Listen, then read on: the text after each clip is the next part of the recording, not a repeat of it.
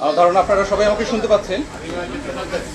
গত 12 ডিসেম্বর 2025 সময় দুপুর 2টা বেজে 23 মিনিটে ওসমান হাদিকে গুলি করা হয় এবং এই সংবাদ পাওয়া মাত্রই র্যাব ঘটনাস্থলে উপস্থিত হয়ে ছায়া তদন্তের উদ্দেশ্যে ক্রাইম সিন পরিদর্শন, বিভিন্ন তথ্য এবং সিসিটিভি ফুটেজ সংগ্রহ, বিশ্লেষণ এবং প্রযুক্তি সহায়তায় হত্যার ঘটনায় জড়িত মোটরসাইকেলের দ্বিতীয় আসনধারী এবং শুটার হিসেবে ফয়সাল করিম মাসুদকে শনাক্ত করে।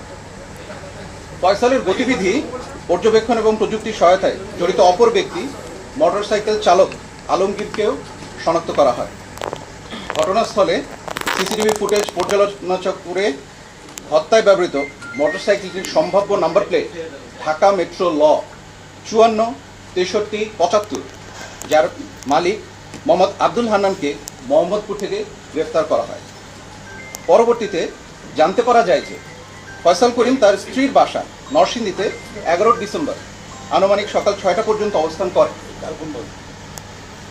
তারপর তিনি আগারগাঁওয়ের উদ্দেশ্যে রওনা করে আনুমানিক সন্ধ্যা 8টায় তার বোন জেসমিনের বাসায় পৌঁছান। পরদিন 12 ডিসেম্বর ভোর 5টায় আগারগাঁও থেকে ফয়সাল করিম ও তার সহযোগী আলমগীর গ্রিন জোন রিসোর্ট এর উদ্দেশ্যে উবার যোগে যাত্রা করেন এবং আনুমানিক সকাল 5:30টায় গ্রিন জোন রিসোর্টে উপস্থিত হন। আগারগাঁও থেকে রওনার পূর্বেই ফয়সাল তার বান্ধবী মারিয়াকে ভোর 4টায় ওই রিসোর্টে উপস্থিত থাকার জন্য বলে। তদন্ত সূত্রে 13 ডিসেম্বর 2025 তারিখে উবার চালক ও গ্রিন জোন রিসোর্টে বয়কে জিজ্ঞাসাবাদের মাধ্যমে মারিয়ার অবস্থান শনাক্ত করা হয় এবং আনুমানিক 2টার দিকে পাড্ডা এলাকা থেকে তাকে গ্রেফতার করা হয়।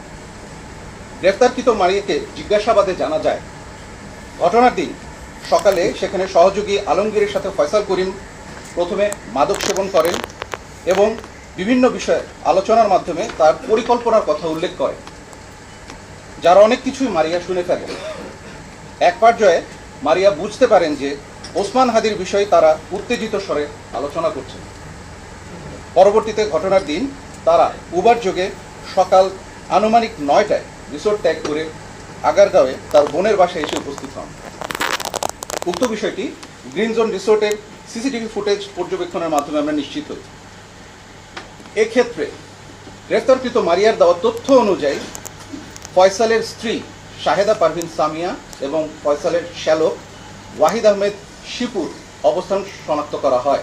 পরবর্তীতে 13 ডিসেম্বর আনুমানিক দুপুর 12টার সময় শিপুকে নরসিংদী হতে গ্রেফতার করে র্যাপিড অ্যাকশন ব্যাটালিয়ন। গ্রেফতারকৃত শিপুর দেওয়া তথ্য অনুযায়ী 14 ডিসেম্বর সকাল 6টায় ফয়সালের স্ত্রী সামিয়াকে নরসিংদী হতে গ্রেফতার করা হয়। 15 ডিসেম্বর আগারগাঁওয়ে উপস্থিত ফয়সালের বোনের বাসা শনাক্ত করে ওসমান হাদিকে হত্যা চেষ্টায় ব্যবহৃত 2টি ম্যাগাজিন, 11 রাউন্ড গোলাবারুদ, বিপুল সংখ্যক চেক এবং অন্যান্য আলামত উদ্ধার করা হয়। সিসিটিভি ফুটেজ বিশ্লেষণ এবং প্রযুক্তির মাধ্যমে মোহাম্মদ কবিরকে ফয়সালের সাথে ইনকিলাব কালচার সেন্টারে উপস্থিতের বিষয়টি নিশ্চিত করা হয় এবং পরবর্তীতে তাকে 15 ডিসেম্বর দুপুর 1টায় ফতুল্লা থেকে গ্রেফতার করা হয়। গ্রেফতারকৃত ফয়সালের স্ত্রী সামিয়ার তথ্য অনুযায়ী গত 16 ডিসেম্বর সকাল আনুমানিক 5টায় ঢাকার কেরানীগঞ্জ থেকে ফয়সালের মা ও বাবাকে গ্রেফতার করা হয়। ফয়সালের মা ও বাবার কাছ থেকে প্রাপ্ত তথ্যের ভিত্তিতে ফয়সালের শ্যালক শিপুকে জিজ্ঞাসাবাদের মাধ্যমে শিপুর বন্ধু মোহাম্মদ ফয়সালকে গ্রেফতার করা হয়। এখন এ পর্যায়ে আটককৃত অভিযুক্ত ব্যক্তিবর্গকে জিজ্ঞাসাবাদের মাধ্যমে নিম্নোক্ত তথ্য সমূহ আমরা জানতে পেরেছি, যা আপনাদের সামনে উপস্থাপন করছি।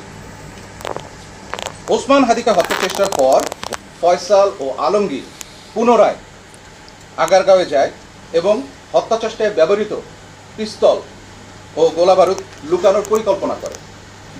অস্ত্রের ব্যাগটি সে তার বাবাকে দিয়ে তার শ্যালক শিপুর নিকট হস্তান্তর করতে বলে এবং সিএনজি যোগে সাভারের উদ্দেশ্যে রওনা দেয়।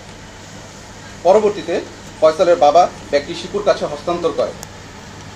শিপু এই ব্যাগটি নরসিংদীতে ফেরত নিয়ে গিয়ে তার বোন অর্থাৎ ফয়সালের স্ত্রী সামিয়ার নিকট দিয়ে দেয়। সামিয়া ব্যাগটিকে পুনরায় শিপুর কাছে দিয়ে এটিকে লুকানোর জন্য বলে দেয়।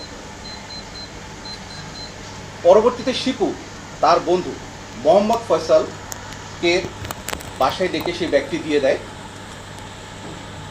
গোপন করবার উদ্দেশ্যে।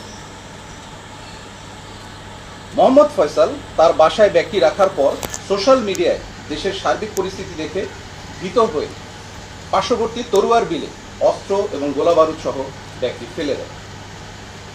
পরবর্তীতে তার দেওয়া তথ্য অনুসারে হত্যা চেষ্টায় ব্যবহৃত 2টি বিদেশি পিস্তল, 2টি ম্যাগাজিন, 41 রাউন্ড গোলাবারুদ এবং একটি খেলনা পিস্তল উদ্ধার করা হয়।